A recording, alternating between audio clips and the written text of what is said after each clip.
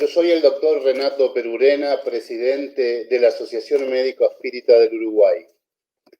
Les damos la bienvenida en nombre de la Asociación Espírita Internacional y tenemos el inmenso placer de presentar al doctor Fabio Villarraga, quien dará continuidad a este nuestro primer congreso virtual de la Asociación Médico Espírita Internacional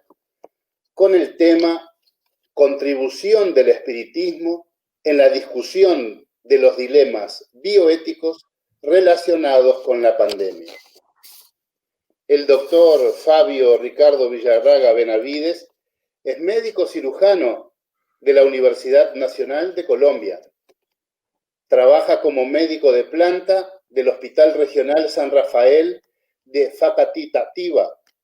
desde hace 30 años, donde actualmente forma parte del equipo del programa de humanización. Es miembro de la Asociación Espírita Senderos de la Esperanza, director del programa de asistencia y orientación y promoción a madres gestantes. Es traductor del portugués al español del libro Vida Feliz de Juana de Ángelis y Divaldo Pereira Franco. También traductor del portugués al español del libro El clamor de la vida de la doctora Marlene Nobre. El doctor Fabio Villarraga es miembro de la Comisión Ejecutiva del Consejo Espírita Internacional. Es presidente de la Asociación Médico Espírita de Colombia, AME Colombia, y es presidente de la Federación Espírita de Cundinamarca para el periodo 2019-2022. Así que tengo el placer de dejar con todos nosotros al doctor Fabio Villarraga.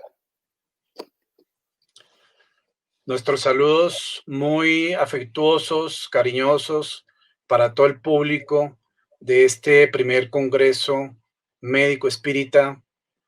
Internacional que la AME Internacional está realizando en este mes. Deseamos dar las gracias a los directivos de la AME Internacional y también a los mentores de nuestra institución, porque es a través de ellos que estamos trabajando en este plano tierra por el ideal médico espírita. En el día de hoy, para poder compartir estos conocimientos que tienen que ver con la bioética y la doctrina espírita, cómo ellos se relacionan y cómo el espiritismo aporta para estos dilemas que se establecen dentro del quehacer del personal de salud y que estamos ahora culminados, sobre todo en este periodo de pandemia. Entonces, esta palestra sobre la contribución del espiritismo en la discusión de los dilemas bioéticos relacionados con la pandemia, tenemos entonces que vamos a profundizar dentro de este primer Congreso Médico Espírita Internacional algunos de estos dilemas. Y para ello vamos a ir a las raíces. ¿Cuál es la raíz de la bioética? ¿Cómo empezó con este personaje que es un especialista en el campo de la oncología, profesor emérito de la Universidad de Wisconsin, Estados Unidos, el doctor Van Rensselaer Potter, y quien en el año 1971 publica su libro Bioética, un puente hacia el futuro. Y es precisamente en este libro que él enuncia que el objetivo es contribuir al futuro de la especie humana, promoviendo la formación de una nueva disciplina, la disciplina de la bioética. Y entonces acrecienta lo siguiente: si existen dos culturas que parecen incapaces de hablar entre sí,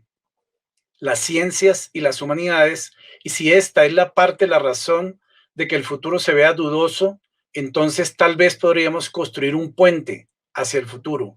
construyendo la disciplina de la bioética como un puente entre las dos culturas. Entonces, es Potter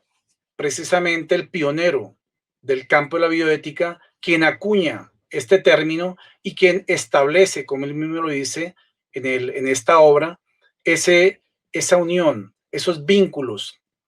entre las ciencias y las humanidades. ¿Para qué? Para fortalecer de valores a estas primeras ciencias, ¿no? Entonces, más adelante, en 1978, la Enciclopedia de Bioética hace una definición poco más aplicada y dice que la bioética es el estudio sistemático de la conducta humana en el ámbito de las ciencias de la vida y de la salud, considerada a la luz de los principios y los valores. Entonces, ya está correlacionando aquí estos principios, estos valores dentro del ámbito de las ciencias de la vida y sobre todo en aplicación en el campo de la salud. Entonces,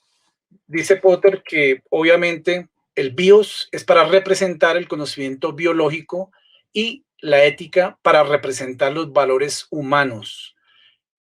para generar entonces que un rescate y una preservación de estos valores morales. Valores morales que si nosotros vamos a la doctrina espírita, también nos los presenta Kardec con estos valores morales cristianos basados en ese legado profundo del Maestro Jesús de Nazaret. Y es también cuando recordamos, como dice Potter,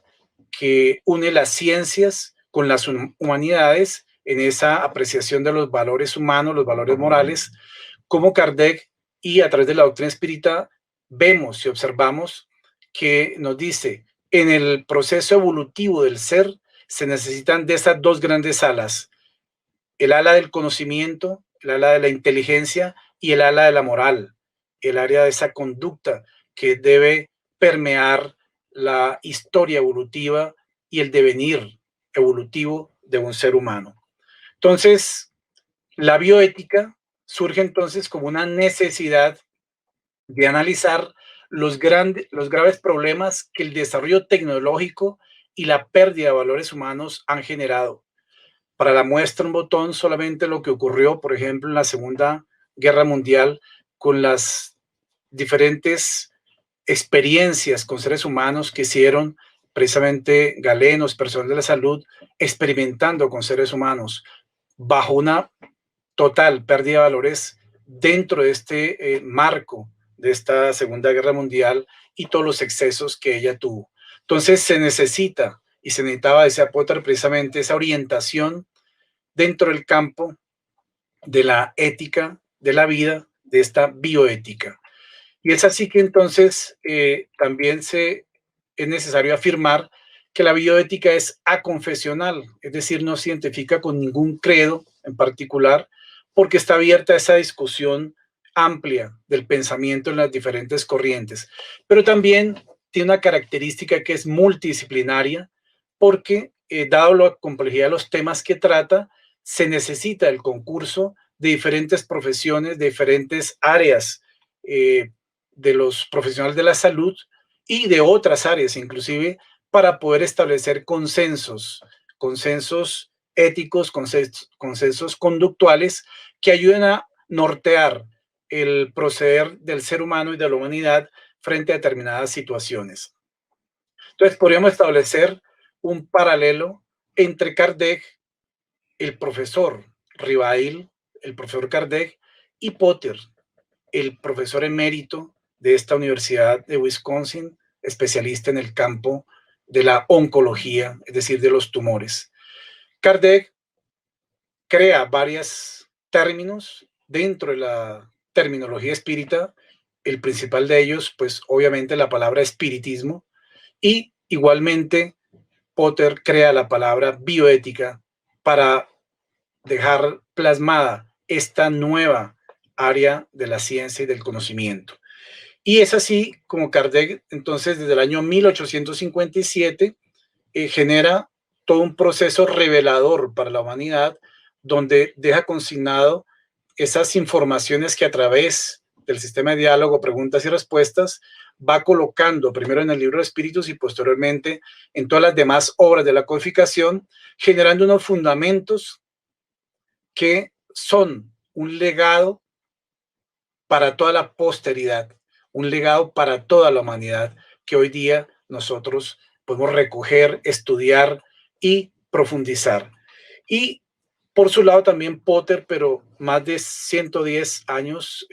después, también genera una serie de conocimientos, revela esa unión entre las ciencias y las humanidades, esa necesidad de establecer ese puente, como lo decía en su obra de bioética, un puente hacia el futuro, generando una fundamentación importante sobre la cual se formarían todos los principales grupos de bioética del mundo y las corrientes que hoy se conocen, ¿no? Entonces, ¿qué temas estudia la bioética que nos va precisamente a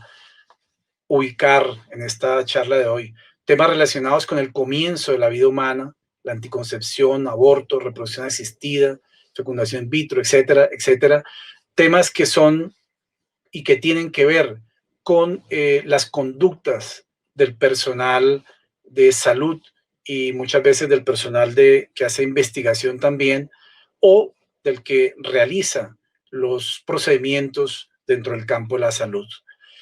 Y para ello entonces podemos recordar, porque estamos hablando de los dilemas del principio de la vida, este concepto que aparece en la respuesta a la pregunta 344 del libro de los Espíritus,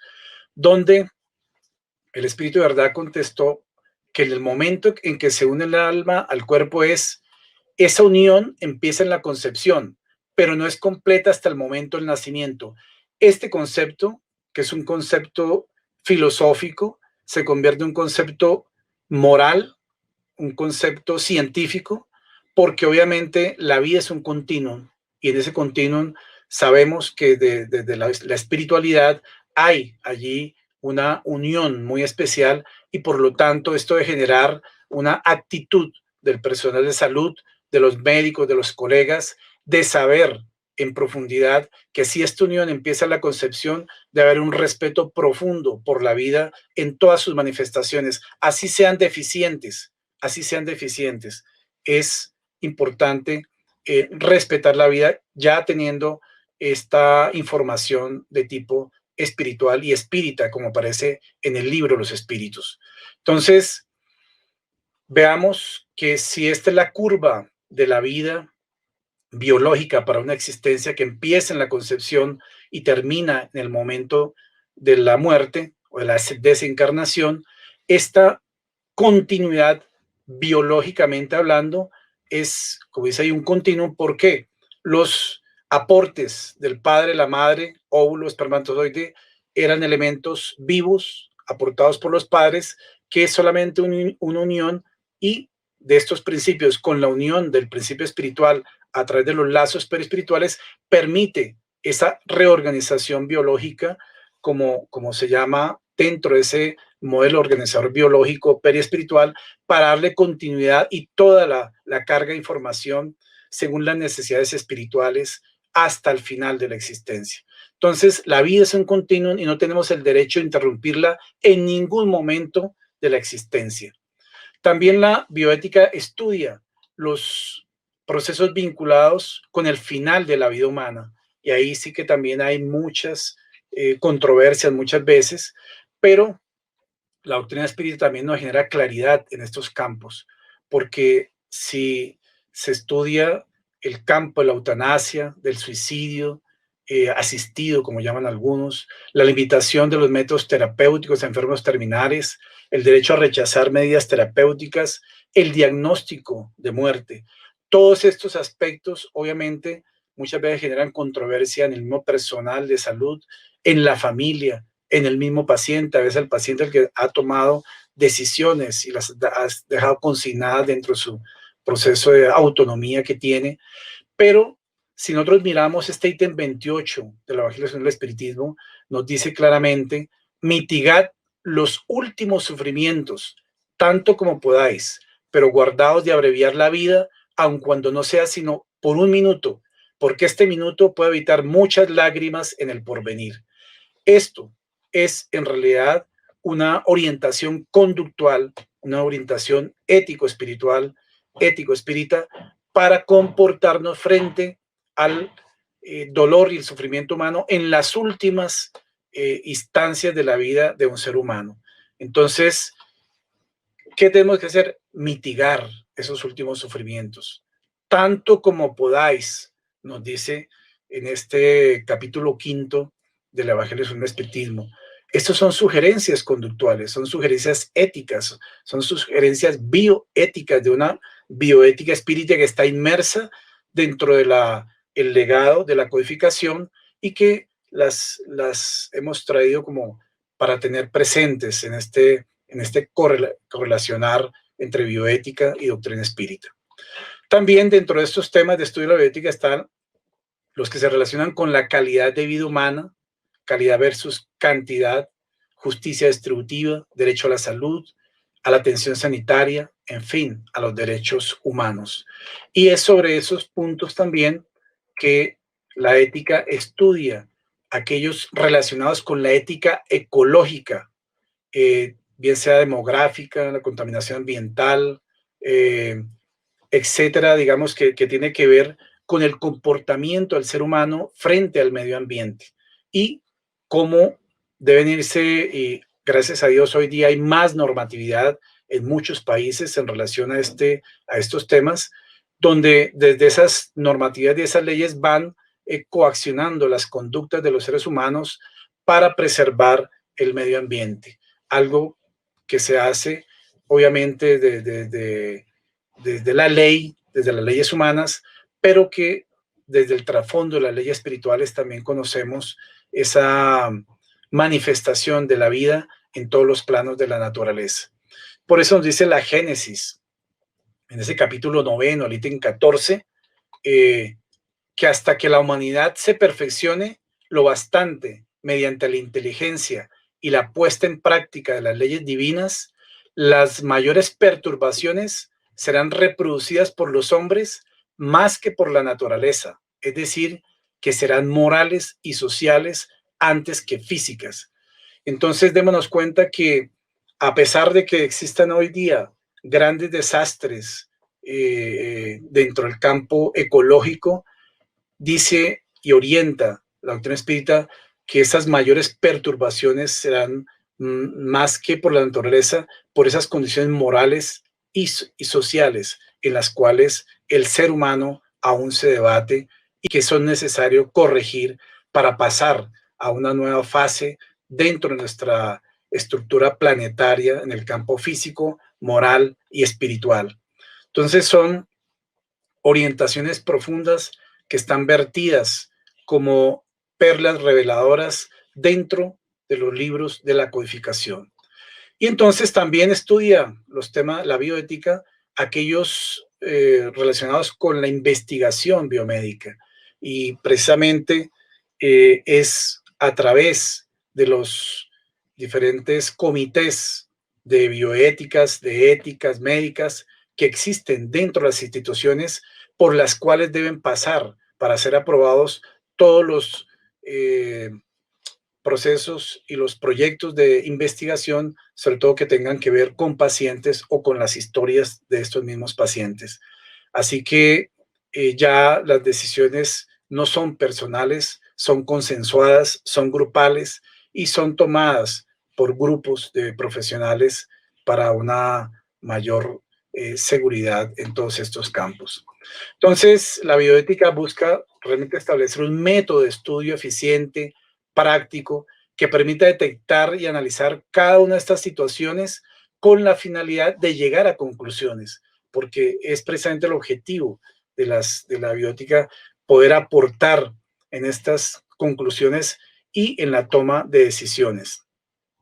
Sobre todo que se adapten, decía Potter, al momento y a las circunstancias históricas, siempre teniendo como meta el respeto a la dignidad de la vida. Entonces, ese continuum de la vida debe ser siempre respetado desde el momento de la concepción hasta el final de la existencia, en el momento de la muerte o desencarnación. ¿Qué metodología entonces utiliza la bioética?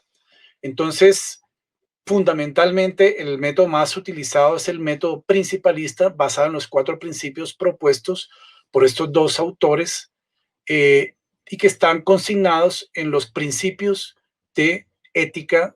biomédica, que fueron publicados en el año 1979 y que constituyen básicamente 4 grandes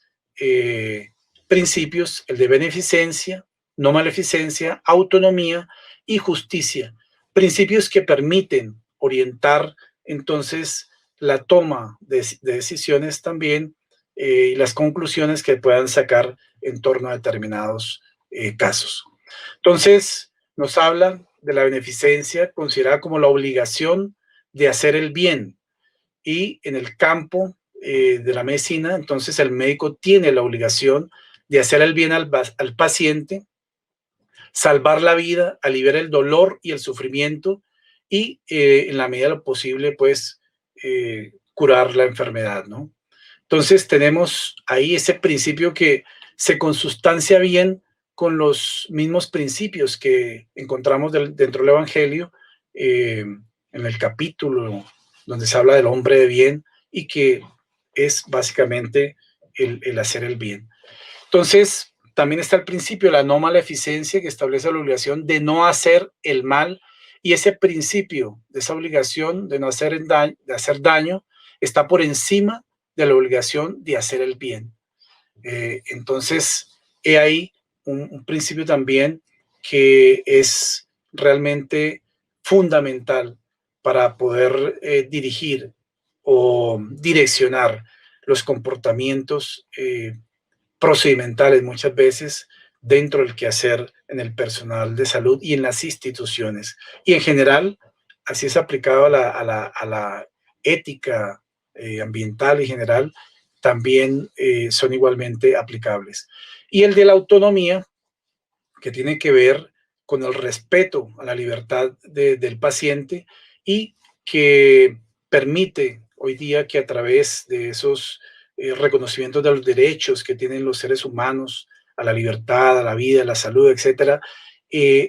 tienen entonces esta fundamentación para que el paciente por sí mismo entonces decida sobre si tomar o no determinada decisión sobre un procedimiento, una cirugía, un examen que a su consideración o en su visión o en su propia cosmogonía pueda o no hacérselo. Y es así que entonces hoy se acepta que no se puede hacer bien a un paciente en contra de su voluntad. Y muchos casos han ocurrido así. En nuestro hospital hemos tenido casos en los cuales pacientes que sabemos necesitan cirugía, ellos deciden no dejarse operar. Y obviamente hay que tomar determinaciones en torno a esta situación, porque tiene que quedar todo informado sobre los riesgos que eso conlleva cuando se toman determinadas decisiones. Igual aquellos que por sus condiciones o por su concepción religiosa no se dejan transfundir, por ejemplo, sabiendo que se necesita, digamos, muchas veces para estar de por medio de la vida del paciente, entonces también toman estas determinaciones y obviamente están dentro de su propia autonomía. Entonces el médico está en la obligación de informar claramente al enfermo su situación y de las alternativas que le puede ofrecer, sus riesgos, beneficios, y el paciente entonces tiene el derecho a decir si acepta o no someterse a determinado procedimiento diagnóstico o terapéutico. Entonces, por eso, dentro de esta ética médica, esa voluntad del paciente debe ser, obviamente, entonces respetada. Y ese principio de justicia, donde la medicina hoy exige cada vez más esa búsqueda de políticas sanitarias justas que garanticen una adecuada atención médica a la mayoría. Y eso quisiéramos todos, y ese es tal vez, ahí apuntan las normas, los recursos. Seguramente muchas veces los recursos no alcanzan para cubrir toda la población, pero Por eso se considera que si bien este aspecto es competencia del Estado y de los administradores sanitarios, también pues le compete al médico una obligación de velar por las decisiones que se ajusten a un uso racional de esos recursos en base a ese estricto análisis costo-beneficio. ¿Para qué? Para que ese manejo de los recursos sea realmente equilibrado, justo, pues para todos, ¿no? Y ahí entonces recordamos el concepto que se maneja de la justicia dentro de la doctrina espírita. ¿Cuál es ese concepto? Y Kardec lo preguntó muy específicamente en el libro de los Espíritus, en la pregunta 875. Y la respuesta fue muy concreta. La justicia consiste en el respeto de los derechos de cada uno. Este es otro principio realmente conductual, otro principio que se ajusta desde el concepto de la justicia a todas las actitudes y comportamientos humanos que tengan que ver con los otros, porque es allí donde reside ese principio de justicia por el respeto que se deben tener frente a los demás seres humanos. Entonces, así como queremos que seamos respetados, tenemos que igualmente respetar a los demás en sus derechos que ellos también conllevan. Entonces,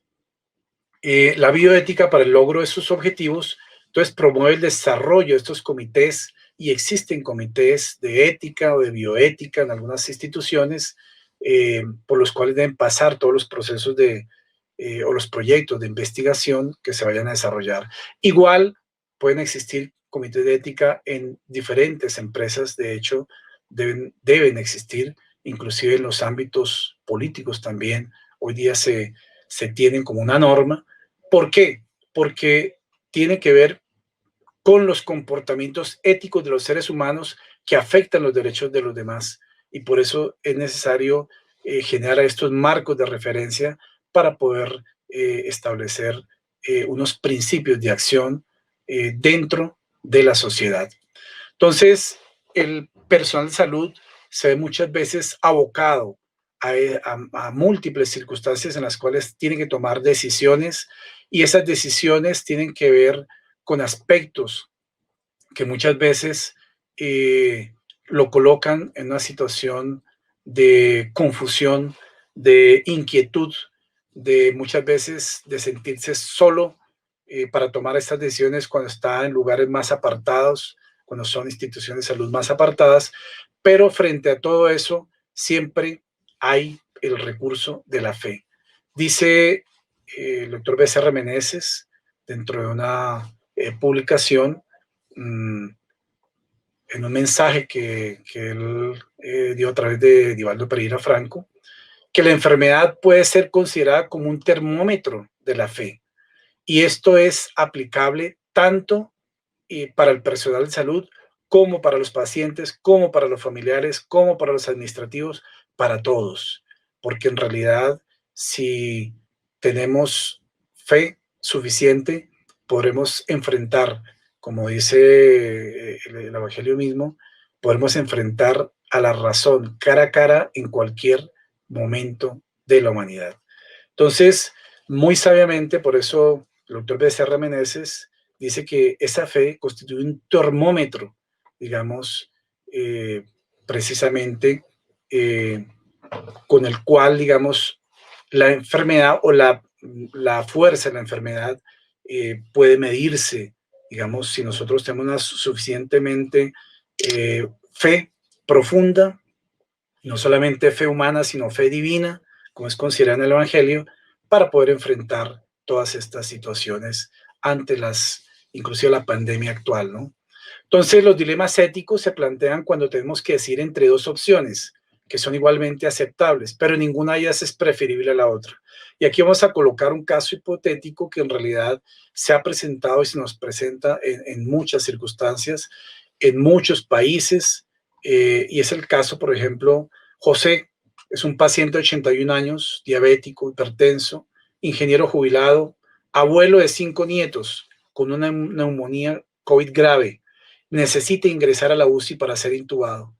Pero también, de otro lado, tenemos a Patricia, que es una madre soltera de 40 años, ambulante, sin ninguna enfermedad crónica previa, con 2 hijos en edad escolar y en la misma condición clínica que José. Es decir, tiene una neumonía COVID grave y necesita también ingresar a la UCI para ser intubada. Entonces, pero solamente hay una cama disponible en el hospital donde entonces está trabajando y no hay más cerca otra institución donde pueda remitirse. Entonces, la pregunta para todos en este momento, como personal de salud, es ¿a qué paciente admitiría usted? ¿Bajo qué criterios, digamos, va a tomar una decisión frente a estos 2 casos que si es por el derecho a la vida, pues todos juntos tendrían ese derecho? Si es por las normas que se rigen muchas veces los ministerios de salud, obviamente van a prevalecer entonces aquellos que tienen menos comorbilidades y que tienen mejor eh, prospecto de vida. Entonces, ahí hay una disyuntiva que le dejan al personal de salud en la toma de estas decisiones cuando hay subyacente responsabilidades profundas de los estados, de los ministerios de salud, de todos los que manejan los recursos de salud, que sean bien aprovechados para que realmente estas decisiones inclusive deberían estar todos con la misma capacidad de tener las opciones y no estar decidiendo quién o quién no necesita un, eh, un respirador o una unidad de cuidado intensivo, una cama de unidad de cuidado intensivo. Debería haber suficiente para todos en este campo, ¿no? Entonces, démonos cuenta que estos dilemas, cuando se presentan, pues obviamente estos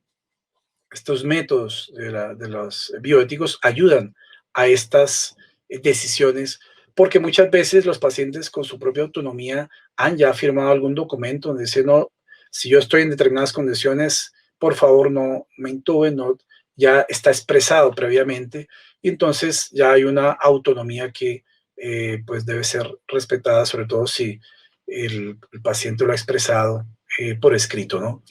También, obviamente, el principio de beneficencia, que es eh, buscarle el mejor, digamos, beneficio al paciente y, sobre todo, no hacerle daño en ningún momento. Pero para eso necesitamos que, obviamente, los recursos fueran amplios para todos y no tener que decidir en un momento dado por uno o por otro, porque cuando se decide por uno, se beneficia a uno, pero no se beneficia al otro, es decir, se le estaría haciendo un daño indirectamente, ¿no? Y ahí entonces pues se ajusta el principio de justicia porque se habla de la equidad de las políticas sanitarias que buscan esa cobertura para todos, pero aún todavía no tenemos los sistemas de salud perfectos en nuestros países donde las coberturas sean realmente totales. Inclusive en países europeos que acaban de pasar por estas pandemias y que hay rebrotes ahora, tuvieron un rebasamiento sobre todo en España, Italia, de estas unidades de cuidado intensivo, porque esa curva los cogió sin preparación y entonces pasaron por muchas circunstancias difíciles decidiendo entre la vida y la muerte en diferentes casos de pacientes muy dolorosamente conocidos en el mundo, ¿no? Entonces, nos dice este psiquiatra, que es el doctor Luis Pintor, eh, del Servicio de Psiquiatría del Hospital Clínico de Barcelona, profesor de la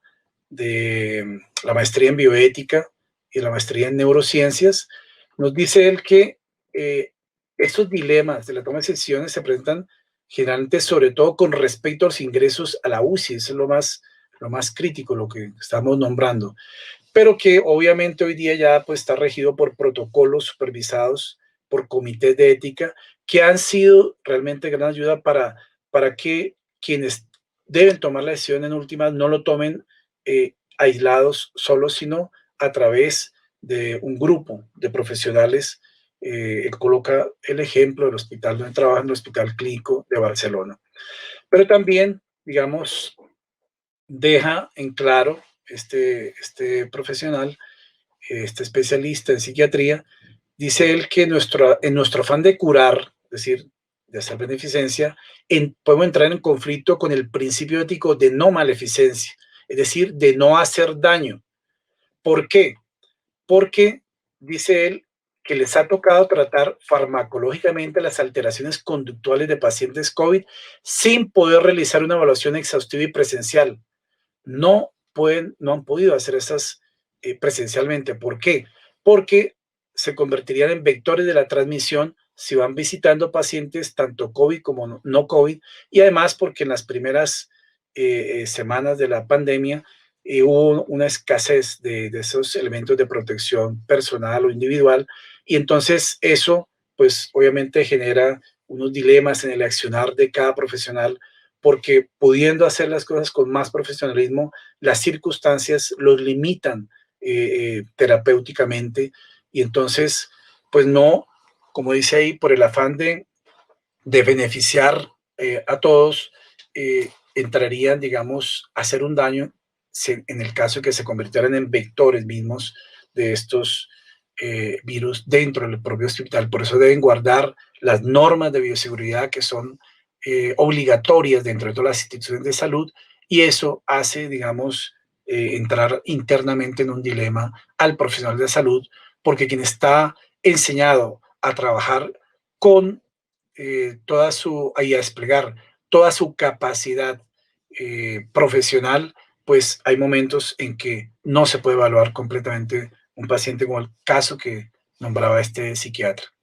Y entonces, dentro de las instituciones y los ministerios de salud, por ejemplo, en Colombia, en nuestro país, han sacado diferentes recomendaciones precisamente para la toma de decisiones éticas frente a la pandemia del COVID-19. Y si ustedes observan, estas que fueron sacadas en marzo del 2020 y que están muchas de ellas avaladas en estudios internacionales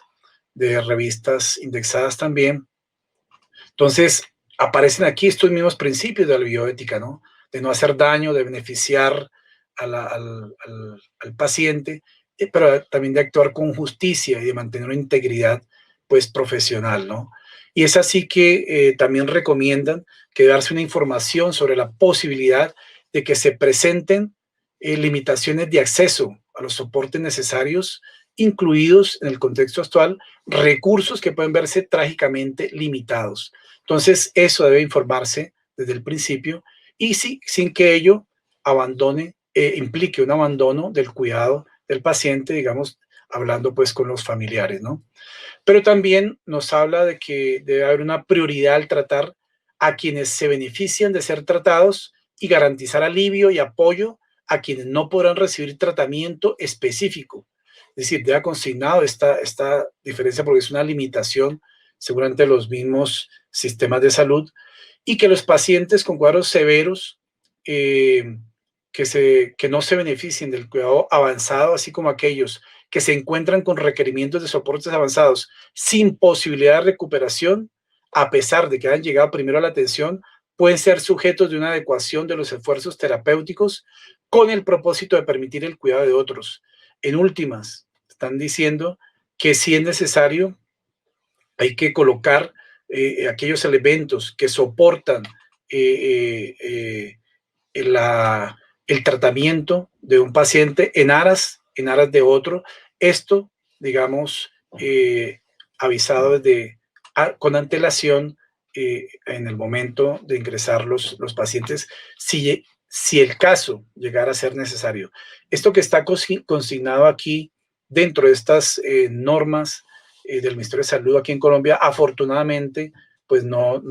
se ha llegado a aplicar, porque nuestro sistema de salud en cuestión de unidad de camas de cuidado intensivo no se rebasó, y ya estamos ahora en la meseta y empezando a disminuir. Entonces, sin embargo, ¿cómo se sabe, digamos, sobre estas pacientes que tienen comorbilidades, cuál va a vivir, cuál va a sobrevivir frente a las situaciones, si hay factores que no se tienen en cuenta en este plano de la vida? Este es el caso de un paciente de 104 años en Estados Unidos que sobrevivió al COVID-19, y ahí la fotografía el día que salió del hospital después de permanecer en la unidad de cuidado intensivo, intubado, y sin embargo, a pesar de que tenía estos riesgos de comorbilidades y sobre todo de la edad, sobrevivió a esta enfermedad del COVID-19. Entonces, sabemos que por este mismo concepto que manejamos dentro de la doctrina espírita, hay una afinidad vibratoria entre los diferentes agentes patógenos, en este caso el de la pandemia, del coronavirus, del virus con las falencias que el sistema inmunológico pueda tener y una afinidad vibratoria que exista sobre la parte periespiritual correspondiente por las necesidades espirituales subyacentes que tenga la persona al presentar esta enfermedad en las formas graves, ¿no? Entonces, por eso, dentro de estos ministerios de salud, en los diferentes lugares del mundo, seguramente, se habla de estos protocolos que deben tener como objetivo tomar decisiones frente al ingreso o no a las unidades, ¿no? Y ahí es donde hablan de las comorbilidades y la posibilidad de supervivencia con la enfermedad, según la gravedad del cuadro, según los requerimientos que tenga, pero también deja algo muy en claro, que no debe haber priorización por indicación administrativa o recomendaciones individuales de terceros. Es decir, que sea un administrativo o alguien dentro del gremio político que dentro de órdenes para tomar determinaciones en el campo específico de la ubicación de pacientes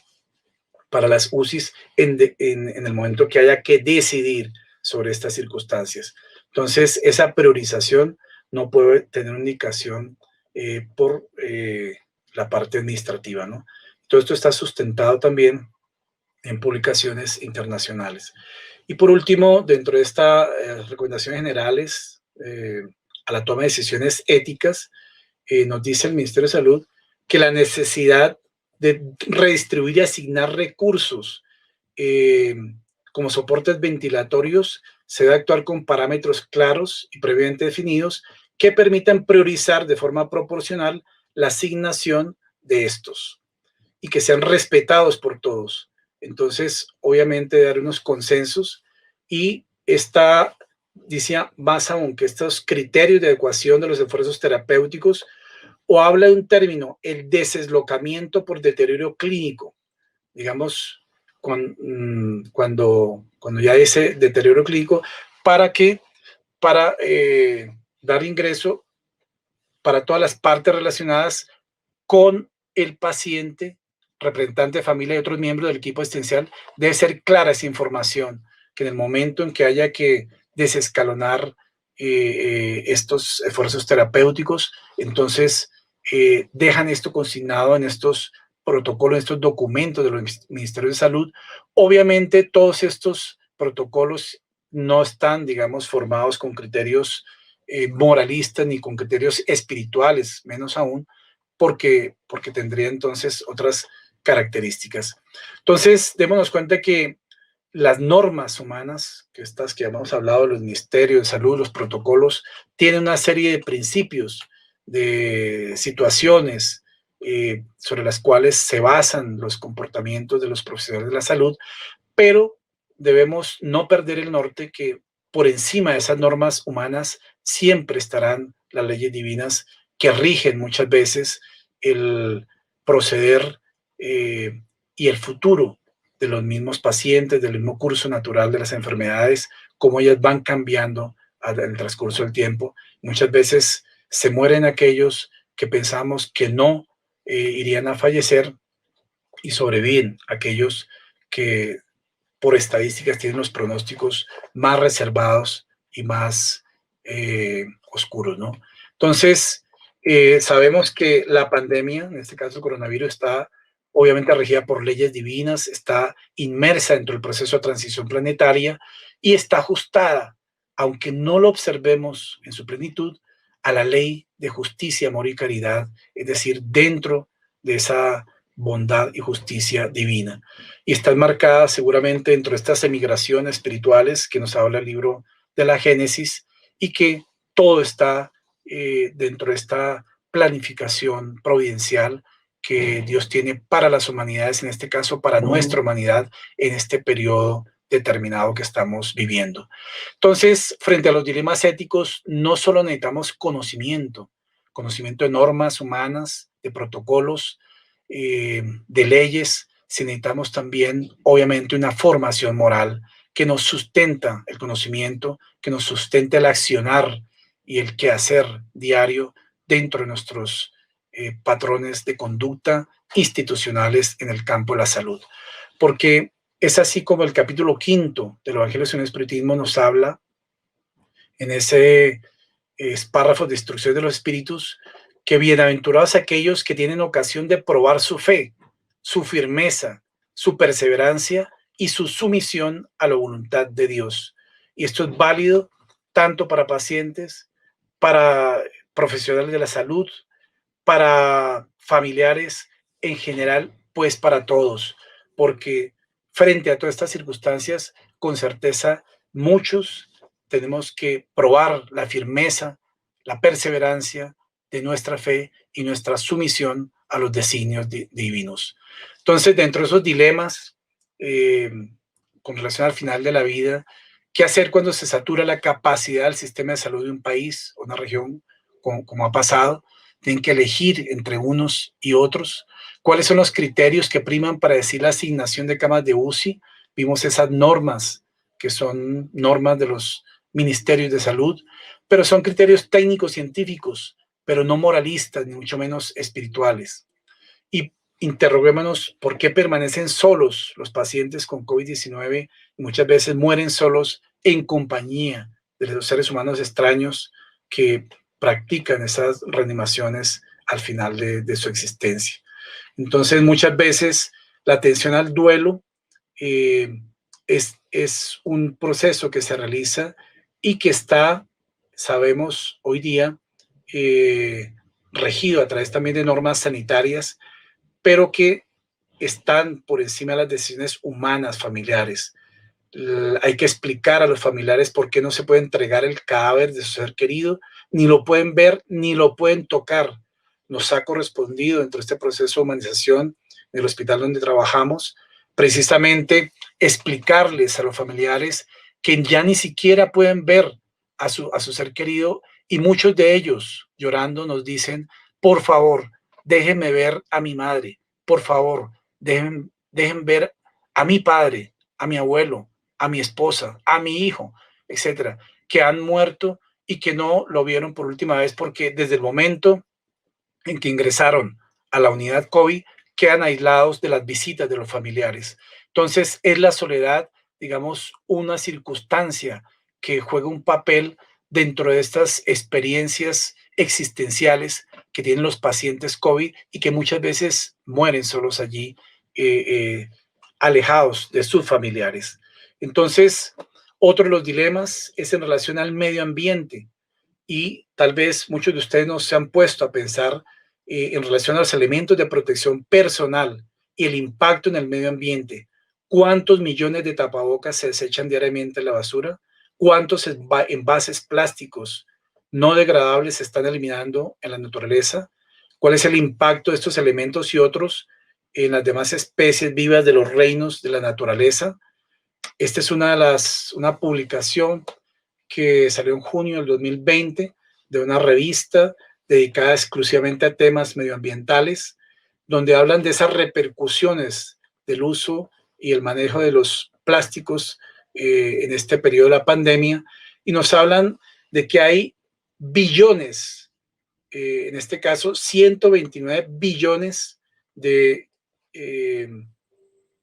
máscaras, es decir, de tapabocas que son llevados al medio ambiente, que son desechados al medio ambiente, y 65 billones de guantes que son desechados también, que son encontrados muchas veces en las playas, en los mares, en los ríos, en diferentes lugares. Y para todos los que quieran ver, pueden en esta dirección, este link, observar este video que muestra cómo están recogiendo diferentes cantidades, miles y millones de mascarillas, es decir, de tapabocas de diferentes calidades en diferentes partes del mundo, en diferentes playas, en diferentes lugares del mar. Esta es nuestra responsabilidad. ¿Cuál es nuestra ética y cómo se equilibra el uso tan necesario de estos elementos de protección personal con la preservación del medio ambiente? Este es un desafío ético también para solucionar. Y también con los problemas del inicio de la vida humana, qué le sucede al bebé intrauterino si se contagia de COVID, qué hacer si la madre está lactando pero ella es positiva, el bebé es negativo. Son los mitos y realidades de estas situaciones. Si la madre tiene COVID-19 positivo, debe dejar de lactar. La Organización Mundial de la Salud dice que no. La lactancia no se puede suspender ni aún en estas circunstancias. Hay que aplicar siempre las medidas de higiene. Si la madre está enferma de COVID-19, los bebés se contagian en el vientre materno o por medio de la lactancia. Este es el mito. Y la realidad es que hasta el momento no hay evidencia que sugiera que el COVID-19 se contagie a los bebés durante el embarazo ni por medio de la leche materna. Y por último, está el mito de que si el bebé está enfermo de COVID-19 no puede recibir leche materna. La madre debe seguir lactando con las medidas higiénicas necesarias. Si no está en condición de amamantar, puede extraerse la leche materna y ofrecerla con taza o con cuchara como se recomienda ahora. Entonces, he aquí un experto dentro de este campo, el doctor Alejandro Gaviria, rector de la Universidad de los Andes, exministro de Salud, y que es miembro de la comisión de la Commission de Lancet para el COVID-19, creada para ayudar a acelerar soluciones globales, equitativas y duraderas a la pandemia. Él dice que la especie humana no está en peligro por cuenta de la pandemia, pero sí hay mucho sufrimiento en juego. Alguno inevitable, pero otro no. El gran debate global en todos los países y comunidades del mundo gira en torno a las políticas o acciones necesarias para minimizar ese sufrimiento evitable. He ahí la importancia, un sufrimiento evitable. Y dice que los gobiernos se enfrentan ahora a una decisión más difícil, no entre la vida y la economía, sino entre las muertes por el coronavirus y las muertes y vidas arruinadas por la pobreza, otras enfermedades, el hambre, el hacinamiento y las consecuencias psicológicas de un encierro de muchos meses. Ya unos especialistas de la Universidad de Harvard se pronunciaron frente a estas cuarentenas prolongadas, afirmando que hacen más daño que bien, que incrementan el sufrimiento evitable y atentan contra la equidad y la justicia social. Y por último, este doctor Gaviria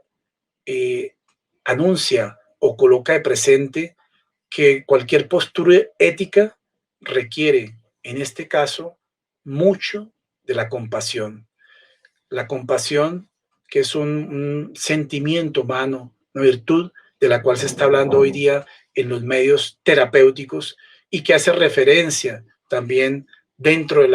nuestra obra cumbre de la moral, el Evangelio según el Espiritismo. En este capítulo 13, que habla de los infortunios ocultos, nos dice allí el Espíritu de Verdad que en las grandes calamidades la caridad se manifiesta y se ven generosos impulsos para reparar los desastres, pero al lado de estos desastres generales hay millares de desastres particulares que pasan desapercibidos. Y entonces estamos nosotros realmente mitigando esos infortunios ocultos frente a todas esas situaciones de la pandemia y las noticias que vemos en el día a día. Interroguémonos en estos momentos porque sí tenemos la posibilidad de mitigar los infortunios ocultos, podemos hacerlo. Entonces, para ir terminando, vamos a colocar aquí estos principios de la bioética principalista y sobre todo relacionarlos con este modelo bioético espírita, porque esta corriente, la bioética principalista, considera a la persona como un todo, sujeto vivo, con el respeto profundo a la vida y a su dignidad, sea cual fuera su edad o su estado de salud. Son éticamente inaceptables el aborto, el infanticidio, la eutanasia. Pero para la corriente pragmático-utilitarista, considera solamente personas a todos los que pueden ser autoconscientes, es decir, no son personas los embriones y los fetos, los recién nacidos con deficiencias neurológicas graves, los pacientes comatosos en estados vegetativos. Para esta corriente, el aborto, infanticidio, manipulación de embriones, eutanasia están justificados. Por eso traemos a colación aquí, ya para estas conclusiones finales, el modelo bioético espírita,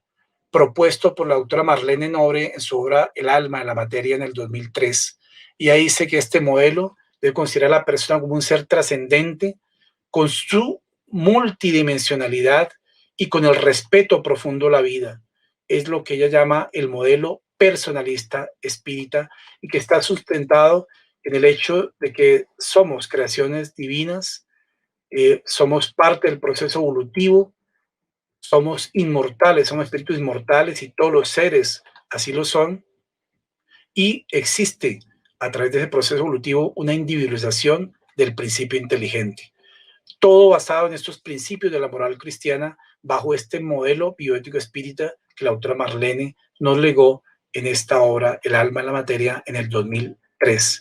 Entonces, correlacionando los principios bioéticos con las leyes morales del libro de Espíritus y con los principios cristianos que hay del Evangelio según el Espiritismo, podemos decir que tanto la beneficencia como la no maleficencia, es decir, hacer el bien, no hacer el mal, están enmarcados dentro de la ley de justicia, amor y caridad, que es la ley 10ª del libro 3º del libro de los Espíritus. Y dentro de estos principios cristianos, de amar al prójimo como a sí mismo y hacer por los otros lo que quisiéramos que los otros hicieran por nosotros. E igualmente el principio de autonomía, donde está la independencia de decisiones, ajustado dentro de la ley moral, de la ley de libertad y los principios cristianos de cuidar el cuerpo y el espíritu, el hombre de bien, misión de los espíritas. Para culminar con este principio bioético de la justicia, distribución equitativo, sustentado y correlacionado con la ley de igualdad dentro de las leyes morales y los principios cristianos de hacer el bien sin ostentación y el desprendimiento de los bienes terrestres. Entonces, este decálogo del médico espírita que fue recibido por la doctora Marlene en un mensaje en octubre de 1968, en su 10º punto, dice lo siguiente, y que es un mensaje final para todos. Por encima de todo, ejercer la medicina con sentido divino, reconociéndose como hijo de Dios, el servidor del Creador y por lo tanto como criado humilde de la verdad soberana. Es así para todos los médicos con sentido divino, desde André Luis, el doctor Becerra Meneses, pero sobre todo este gran médico de almas y cuerpos, como es el Maestro Jesús de Nazaret, quien nos dice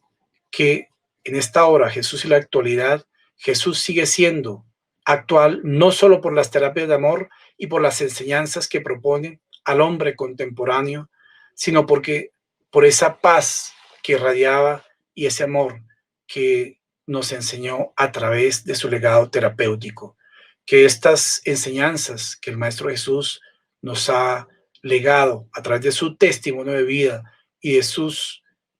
mensajes alentadores y terapéuticos que de su época a la actualidad aún hasta ahora procuramos comprender, entender para buscar la verdadera curación de nuestras almas. Muchas gracias a todos ustedes en este primer Congreso Espírita Internacional de la AMA Internacional. Muy amables a todos.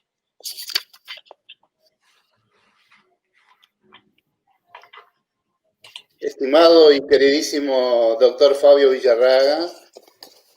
estoy seguro que si estuviéramos en un auditorio, todos los participantes estarían de pie en este momento, homenajeándote con una salva de palmas, porque tu presentación no podría haber sido más oportuna, más clara y más elocuente en cuanto a la magnitud y la importancia que tienen estos temas bioéticos en un momento tan especial, pero además tuviste la capacidad de poder englobar todo esto al final, haciendo el paralelismo entre la doctrina la bioética, las leyes morales, los principios espíritas. En fin, no hay nada más que decir. Yo te agradezco infinitamente en nombre de la Asociación Espírita Internacional esta brillante exposición que has hecho. Agradezco la oportunidad de haber estado, ¿verdad?, presentándote en esta oportunidad. Y bueno, y si te parece bien, pasaremos a la siguiente fase, y es darle participación a quienes han presenciado esta brillante exposición tuya, a que realicen sus preguntas. Exposición tuya. Muchas gracias. Ok, muchas gracias.